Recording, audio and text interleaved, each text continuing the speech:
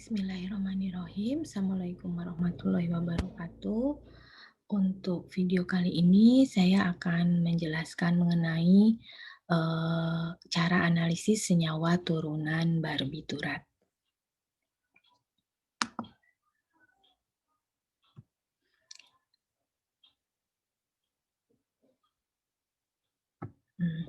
Baik, jadi senyawa barbiturat ini adalah senyawa yang dalam bidang pengobatan digunakan sebagai sedatif ya, kemudian hipnosis, anestesi, dan antikonvulsan ya. Jadi yang namanya senyawa barbiturat itu adalah senyawa yang merupakan turunan dari asam barbiturat ya. Kalau dilihat dari sintesanya itu merupakan hasil kondensasi dari asam malonat, ya ini adalah struktur asam malonat dengan urea. Nah, nanti yang namanya senyawa turunan barbiturat ini perbedaannya ada di posisi C kelima ya, nanti akan saya perlihatkan pada slide berikutnya.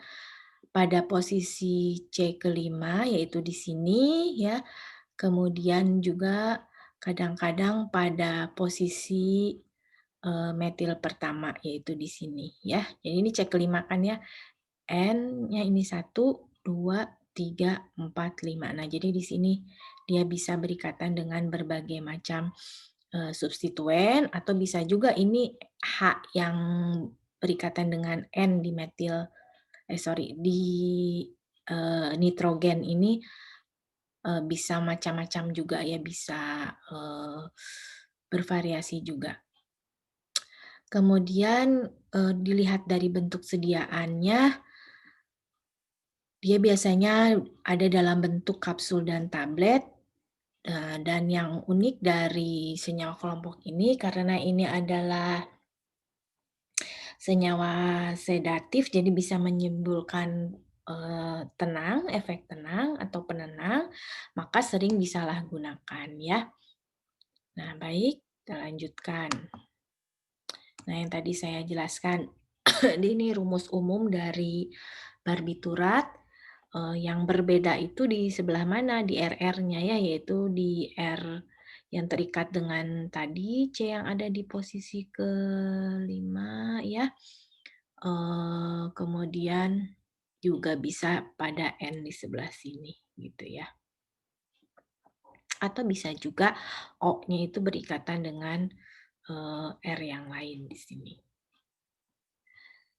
Baik, selanjutnya dilihat dari sifatnya ya. Sifat dari turunan barbiturat atau biasa disebut barbital, itu yang pertama dia sukar larut dalam air, kecuali kalau dalam bentuk garamnya ya.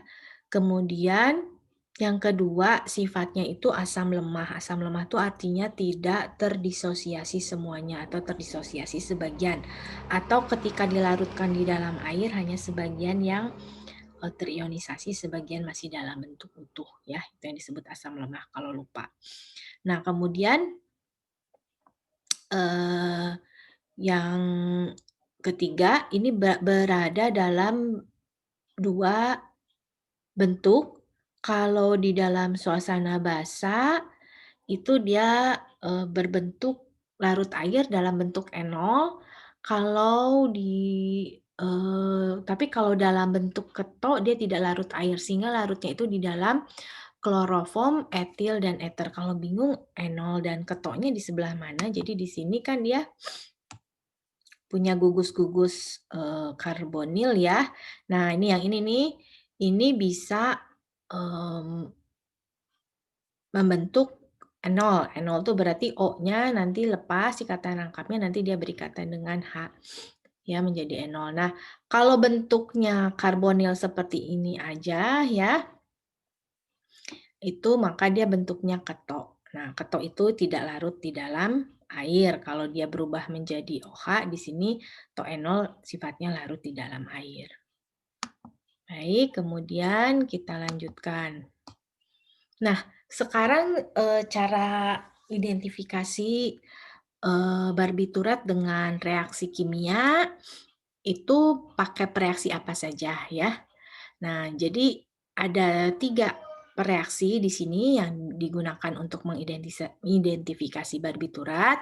Yang pertama yaitu reaksi Pari atau uji Pari, kemudian yang kedua uji apa ya, ini bacanya Dielecopagny ya mungkin ya, dan yang ketiga adalah uji Zuiker. Nah, untuk yang Dielecopagny ini adalah reaksi pendahuluan ya. Jadi untuk menduga dulu apakah dia mengandung senyawa barbiturat atau tidak, suatu sampel apakah mengandung senyawa barbiturat atau tidak. Kemudian nanti kalau memang ternyata hasilnya positif itu dilanjutkan dengan reaksi berikutnya.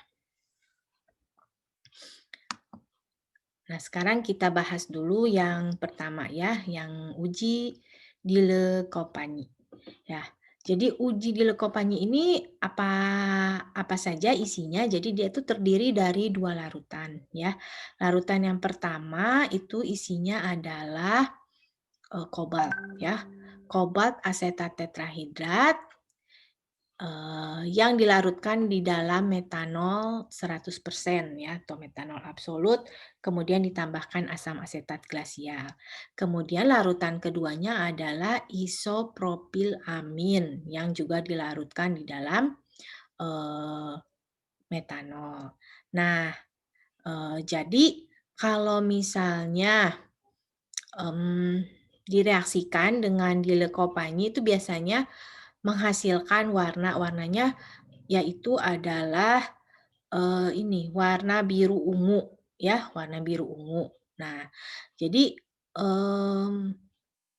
barbiturat akan menghasilkan warna biru ungu, tetapi ada juga senyawa lain yang memberikan reaksi positif palsu. Apa senyawa lain yang memberikan reaksi positif palsu? Yaitu hindantoin. Nah, di sini disajikan struktur barbiturat dan hindantoin. Jadi barbiturat dan hindantoin kalau dilihat di sini ya, ini strukturnya sangat mirip, hanya berbeda dengan ini apa sikliknya. Kalau ini sikliknya segi 6, yang ini segi 5 ya. Jadi ini memang sangat mirip, jadi dia bisa memberikan reaksi yang positif terhadap ini apa sih, terhadap reaksi Dielecopagny. Nah, ini hindantoin juga sama seperti barbiturat, dia mempunyai efek antikonvulsan atau anti kejang ya. Nah, kadang-kadang si hindantoin ini diresepkan bersama-sama dengan barbiturat atau sendiri atau bersama-sama dengan barbiturat. Nah, jadi kalau misalnya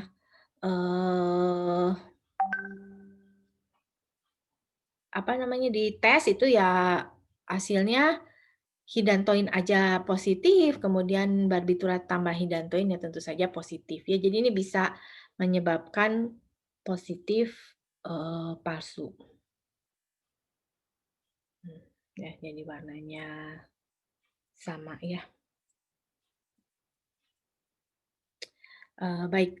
Kemudian cara mengujinya bagaimana? Jadi cara mengujinya itu sampel yang diduga mengandung barbiturat ya, disimpan di plat tetes, kemudian ditetesi dulu larutan yang pertama 3 tetes, dilanjutkan dengan larutan yang kedua, masing-masing sama 3 tetes ya.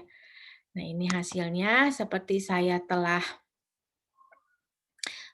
sebutkan. Jadi ini ada fenobarbital, amobarbital, sekobarbital, dan pentobarbital. Ini adalah senyawa barbiturat ya. Ini warnanya adalah biru ungu atau biru violet. Nah, dan hindantoin beserta turunannya juga sama memberikan reaksi warna biru violet. Jadi perlu diingat bahwa reaksi di leukopeni itu tidak spesifik karena hidantoin yang juga sebagai anti kejang atau antikonvulsan juga memberikan reaksi positif terhadap uji ini ya. Kemudian uji yang selanjutnya yaitu adalah uji Zwicker ya. Uji Zwicker juga sama ya, menggunakan dua pereaksi, yaitu kalau tadi ini pereaksinya pasti menggunakan logam ya. Jadi yang pereaksi Zwicker ini logamnya itu adalah tembaga, ya tembaga sulfat Cu2+ ya di dalam air. Kemudian yang reaksi B-nya adalah larutan kloroform 5% di dalam piridin. Nah, kemudian cara pengerjakannya ya mirip ya. Pertama-tama tambahkan dulu pereaksi A 0,5 mili, kemudian setelah diaduk hingga homogen ditambahkan pereaksi B ya, lalu dikocok. Nah, nanti akan dilihatlah warna lapisan kloroform yang berada di sebelah bawah. Jadi kita sudah tahu bahwa asam barbiturat itu apa tadi barbiturat dalam bentuk ketok itu larut di dalam kloroform ya. Nah, jadi kemudian nanti diamati hasil pengamatannya bagaimana sampel yang mengandung asam barbiturat atau garamnya itu lapisan kloroformnya itu akan berwarna biru violet ya. Yang ketika ditambahkan asam asetat glasial dia berubah menjadi biru muda ya. Sedangkan kalau misalnya di dalam sampel itu mengandung tiobarbiturat atau garamnya, maka lapisan kloroformnya akan berwarna hijau muda dan ketika ditambahkan asam asetat glasial akan berubah menjadi hijau pudar. Nah, ini yang bagaimana sih asam barbiturat dan yang bagaimana asam tiobarbiturat. Kalau tio itu berarti mengandung unsur sulfur atau es ya. Jadi bisa dilihat di sini ini ada dua struktur, yang mana yang tio ini nih yang ada esnya ya. Sedangkan yang barbiturat ini yang bawahnya. Jadi ini strukturnya betul-betul mirip ya, sama-sama barbiturat, cuman salah satu karboksilnya itu berubah menjadi tio gitu. Itu untuk uji Zwicker. Jadi reaksi positifnya itu terlihat dari perbedaan warna atau bisa membedakan tiobarbiturat dengan asam barbiturat ya. Selanjutnya adalah uji pari. Nah, uji pari ini pakai logam lagi. Jadi semuanya ini pakai logam ya, M2+. Kalau yang tadi yang delay itu pakai kobalt ya. Yang Zwicker itu pakai tembaga atau Cu. Nah, pari ini pakai logamnya ya kobalt juga ya, kobalt. Nah, jadi sebetulnya apa yang akan terjadi ketika barbiturat direaksikan dengan pereaksi pari. Nah, pereaksi pari ini kan tadi sudah disebutkan dia mengandung logam atau metal 2+ ya, 2+. Ya. Kemudian pakai pelarut organik yang dipilih yang bisa memberikan elektron atau bertindak sebagai basa Lewis ya. Ini harus suasananya basah dan tidak ada air. Nah, bisa pakai kadang-kadang bisa digunakan amonia atau amin organik ya. Nah, katanya kalau misalnya pakai amin organik atau amonia, maka nanti kan ini si barbituratnya itu akan membentuk kompleks dengan kobalt ya. Kemudian kobaltnya sebagai atom pusat, kemudian dua senyawa barbiturat dan dua senyawa aminanya sebagai ligan. Nanti akan diperlihatkan pada slide berikutnya ya bagaimana gambar kompleks yang terbentuk. Nah, kalau misalnya tidak digunakan amin, maka molekul yang ada di dalam pelarut itu akan berfungsi sebagai ligan yang nanti akan membentuk kompleks oktahedral. Nah, baik ini. Nah, ini strukturnya ya.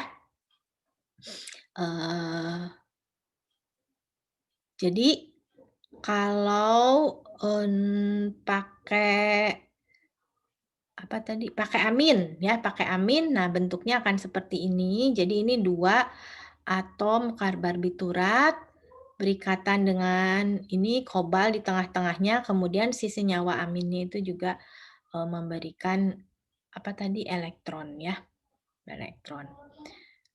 Kemudian bisa juga bentuknya seperti ini ya, seperti yang ada di sebelah kanan.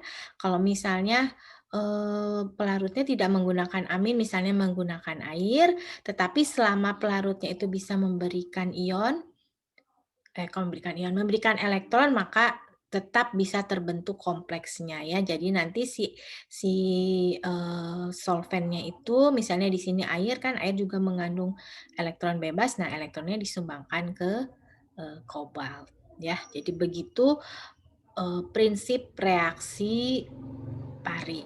Nah ya, prinsip reaksi Pari, baik. Kemudian sekarang, sebetulnya larutan-larutan, isi larutan pari itu apa ya, lebih detailnya. Nah, jadi larutan pari itu, eee, isinya adalah atau cara mengujinya adalah pertama-tama sampel itu dilarutkan terlebih dahulu di dalam metanol, kemudian ditambahkan, ini apa, reaksi pari yaitu kobalt nitrat dalam larutan kalsium klorida, ya. Nah, kemudian dicampurkan, nanti setelah itu kan harus suasana basa ya, tadi dijelaskan. Lalu ditambahkanlah NaOH ya, NaOH sambil dikocok. Nah, nanti warna yang terbentuk itu akan warna apa? Yaitu biasanya biru violet. Ya, ini kan tadi sama ya dengan reaksi di Lecombani tadi ya. Jadi, apa namanya, hasilnya itu sama-sama bentuk kompleks yang warnanya, biru violet gitu. Nah, kalau untuk metode yang diadaptasi dari farmakope Eropa, itu tidak menggunakan larutan amin ya, tapi diganti dengan larutan kalsium. Nah ini ya yang kita bicarakan tadi di atas. Kompleks terbentuk itu mengalami perubahan, tapi strukturnya belum diketahui karena belum dielusidasi ya. Nah, kompleks yang terbentuk itu tidak larut dalam metanol. Nah, warna biru violet terbentuk diduga karena adanya kehadiran kalsium pada campuran reaksi. Barbiturat yang tersubstitusi pada kedua atom nitrogennya tidak akan mengalami perubahan warna jika direaksikan dengan uji pari ya, karena barbiturat yang sedangkan barbiturat yang tersubstitusi pada satu atom nitrogennya akan membentuk kompleks yang tidak stabil. Jadi kalau dilihat di sini mana ya, ada yang strukturnya. Nah, ya. Jadi kalau kan begini ya strukturnya. Nah, kalau misalnya si nitrogen ini dia tersubstitusi ya tentu saja tidak bisa lagi mempunyai elektron bebas yang bisa disumbangkan ke logam, makanya tidak bisa membentuk kompleks. Demikian juga kalau hanya salah satu, ya itu juga tidak akan membentuk kompleks yang stabil. Karena ini kan nggak diem aja ya, dia akan gerak-gerak, jadi mungkin gampang eh, lepas ya. Jadi ingat ke bentuk kompleksnya seperti ini, maka syaratnya si N ini harus dalam bentuk tidak tersubstitusi. Jadi yang akan memberikan reaksi positif hanya yang dalam bentuk bebas. Seperti itu. Nah, Kelemahan uji pari ini ya dia tidak spesifik ya, eee, ada beberapa senyawa yang memiliki gugus fungsi tertentu yang bisa membentuk, akhirnya bisa membentuk kompleks dengan kobalt juga memberikan reaksi positif. Misalnya saja, fenol ya, 1,2-difenol, senyawa polihidroksi, kemudian heterosiklik nitrogen, dipeptida, amida, dan imida juga bisa membentuk, kompleks ya, seperti itu. Jadi yang punya punya gugus fungsi seperti ini ya, yang punya gugus fungsi seperti ini, yang punya elektron bebas yang bisa disumbangkan ke, logam itu nanti bisa membentuk ikatan kompleks. Misalnya yang ini kan ada nitrogen, ini kan punya elektron bebas ya, yang nggak dipakai itu bisa disumbangkan ya. Nah yang ini juga bisa. Nah kemudian ini, oksigen juga kan, punya elektron bebas ya, seperti itu.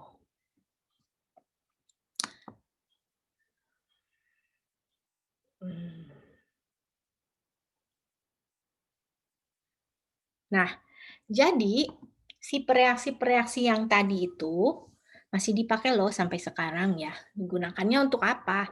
Digunakan untuk, ini, preliminary identification of drug of abuse. Jadi dipakai oleh pihak berwajib untuk menguji ini, apa namanya, penyalahgunaan obat gitu ya. Jadi kalau ada serbuk-serbuk itu yang diduga narkoba gitu ya, diuji dengan menggunakan pereaksi tadi, yaitu pereaksi pari atau pereaksi, apa tadi, Dile-Coligny ya. Nanti akan memberikan warna ungu gitu ya. Ini nah sama pakai, pelarutnya itu adalah kloroform gitu ya. Karena tadi kan, dia larut di dalam kloroform si barbiturat itu.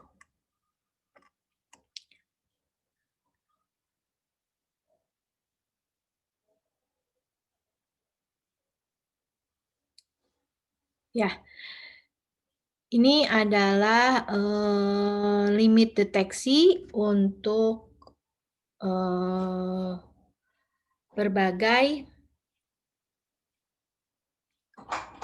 apa, barbiturat ya, kalau obat barbiturat dengan menggunakan, eee, reagen tadi ya. Jadi, limit deteksinya ya, cukup kecil ya, antara 10 mikrogram hingga, 25 mikrogram. Nah, tapi kalau untuk yang, fenobarbital itu sampai dengan 1.000 mikrogram. Nah, jadi ini kurang, sensitif kalau untuk identifikasi, dengan fenobarbital. Baik, selanjutnya. Ya, jadi ini yang dibicarakan di sini ya, ini ada A1, A2, A11 ya. Di sini juga ada A2, A11. Itu apa? A1 itu adalah A2 itu adalah pereaksi Dile-Coligny yang dimodifikasi, sedangkan A11 itu adalah pereaksi, Zwicker ya. Nah, Dile-Coligny yang dimodifikasi itu isinya apa? Kobal 2 asetat dihidrat dalam metanol ditambahkan asam asetat glasial, kemudian yang solution B-nya isopropilamin, di dalam metanol ya. Kemudian untuk yang pereaksi Zwicker itu isinya adalah, tembaga 2 sulfat pentahidrat yang tadi sudah dijelaskan, kemudian larutan B-nya itu isinya piridin di dalam kloroform. Piridinnya adalah senyawa amin, ya. Itu baik. Kemudian kita lanjutkan dengan uji selanjutnya, ya. Jadi kalau ini adalah menggunakan reaksi warna. Jadi sebetulnya reaksi warnanya itu ya cuman ada 3 ya. Kemudian untuk uji selanjutnya itu adalah uji untuk melihat kristal atau uji mikroskopik, ya. Uji mikroskopik ini jadi untuk lebih menegaskan identifikasi, ya, dengan cara melihat kristal di bawah mikroskop. Nah, ini jadi bentuk kristalnya sama seperti materi minggu kemarin, ya. Bentuk kristal setelah direaksikan dengan senyawa bereaksi tertentu itu akan khas, ya, atau berkarakter. Nah, di sini contohnya adalah nanti akan diperlihatkan ya gambarnya. Nah, ini cara pengerjaannya gimana? Cara pengerjaannya itu yaitu si turunan asam barbituratnya itu ya yang sudah memberikan hasil positif dengan uji Kopani ya itu kan dianggap atau diasumsikan bahwa sampelnya mengandung asam barbiturat. Nah, kemudian dilakukan ekstraksi ya untuk menghasilkan kristal nanti. Bagaimana cara ekstraksinya? Ini dibasahkan dulu, kemudian disaring, setelah itu ditambahkan asam sulfat encer dan natrium bikarbonat hingga larutan itu berubah basa, kemudian nanti diekstraksi dengan ether 3 kali, kemudian dicuci dan diuapkan hingga kering, lalu nanti dikristalisasi kembali untuk menghasilkan kristal yang murni dengan larutan HCl encer. Nah, kemudian yang diamati itu dalam bentuk fusi sublimasi ya dalam air, dalam amonia. Jadi caranya gimana? Jadi setelah ini ya, setelah terbentuk kristal dari HCl ini, kemudian dikristalisasi lagi dengan menggunakan air. Ya, ini pakai dikerjakannya di mana? Dikerjakannya di kaca objek atau mikroskop slide ya. Jadi di atas mikroskop slide diambil si kristalnya, kemudian ditambahkan air dan dibiarkan lagi membentuk kristal. Atau ditambahkan amonia pekat dibiarkan hingga membentuk kristal. Nah, atau bisa juga ini dibiarkan menyublim ya, dipanaskan, dibiarkan menyublim, nanti akan terbentuk kristal. Kemudian apa cara yang selanjutnya yaitu dengan cara fusi. Kalau cara fusi, jadi itu dicampurkan kristal yang tadi udah dihasilkan ya, ditambah lagi dengan si sampelnya. Tambahkan lagi dengan sampel asalnya gitu ya. Dicampur terus dibiarkan nanti dilihat di bawah mikroskop. Nah, kelihatannya bagaimana? Nah, nanti bentuknya itu akan seperti ini. Jadi terlihat perbedaan antara kristal hasil sublimasi, kemudian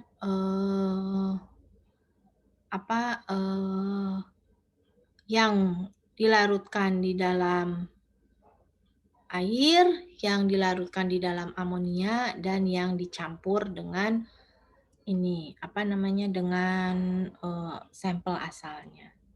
Ya, jadi khas nih. Itu ya.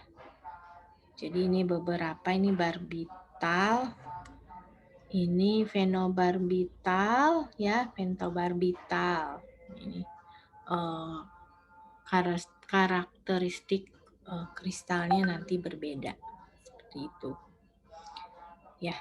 Kemudian akan saya lanjutkan dengan bagaimana metode analisis barbiturat yang ada di dalam farmakope ya.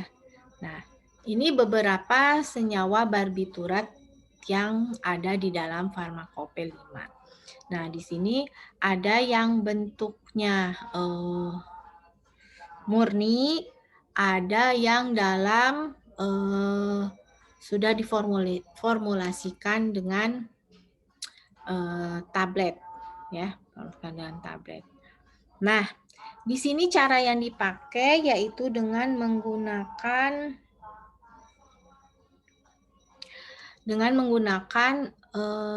spektrofotometri inframerah ya, dengan menggunakan spektrofotometri inframerah. Jadi di sini didispersikan terlebih dahulu dengan kalium bromida, kemudian dibandingkan dengan pembanding ya, bilangan panjang gelombangnya seperti itu ya.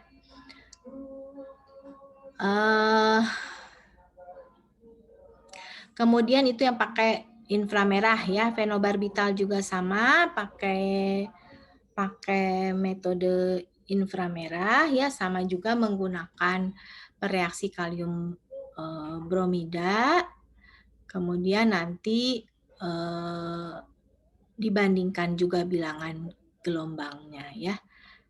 Nah, kalau untuk yang sudah dalam bentuk tablet, tentu saja harus terlebih dahulu dilakukan pemisahan dengan eksipiennya ya, yaitu dengan cara diekstraksi menggunakan kloroform ya. Tadi sudah dijelaskan di awal bahwa barbital itu yang bentuk ketoknya larut di dalam kloroform ya. Kemudian nanti akan diambil lapisan kloroformnya, diuapkan, kemudian diujikan dengan menggunakan metode inframerah ya. Kemudian bisa juga dengan cara melihat spektrum ya. Spektrum yaitu spektrum ultraviolet. Kalau tadi kan pakai spektrum inframerah, yang selanjutnya bisa juga menggunakan spektrum ultraviolet ya. Jadi pakai spektro UV. Nah, ini pakai dilarutkan dulu ya. Ini yang bentuknya murni, si amobarbital dilarutkan dulu dengan etanol dan pakai dapar basah. Ya, pakai dapar basah, kemudian baru diukur ini serapan yang di panjang gelombang UV, yaitu di 239. Nah, ini dibandingkan juga dengan menggunakan apa tadi standar ya, dengan menggunakan standar ya.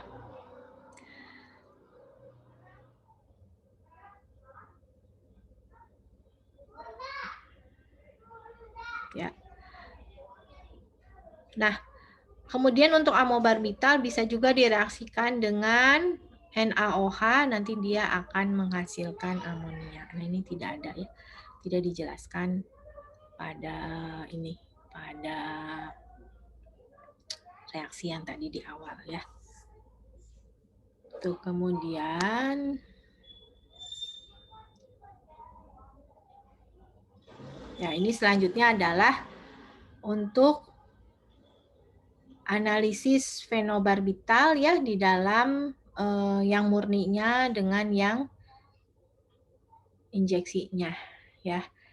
Nah, yang pertama-tama untuk yang fenobarbital itu dilakukan dulu pemisahan ya. Jadi tambahkan asam, kemudian diekstraksi dengan kloroform ya. Dengan kloroform, kemudian diuapkan, lalu ditambahkan ether, baru nanti diidentifikasi dengan menggunakan, eee, sinar ultraviolet, sinar inframerah ya, dengan menggunakan sinar inframerah. Nah, untuk fenobarbital yang terikat dengan natrium atau, garam fenobarbital, itu si garamnya sendiri bukan si garamnya, si logamnya yaitu natrium bisa diidentifikasi dengan reaksi nyala ya, dengan reaksi nyala. Nah, namanya reaksi umum di sini biasanya reaksi nyala ya, kalau untuk natrium.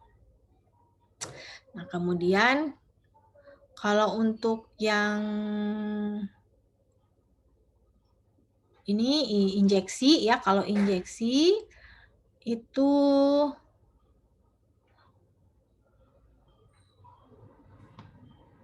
apa namanya, ekstraksinya itu cukup cukup dengan dilarutkan terlebih dahulu dengan air, lalu dilanjutkan dengan menggunakan, dengan menggunakan mekanisme atau prosedur yang sama seperti fenobarbital natrium, seperti itu ya.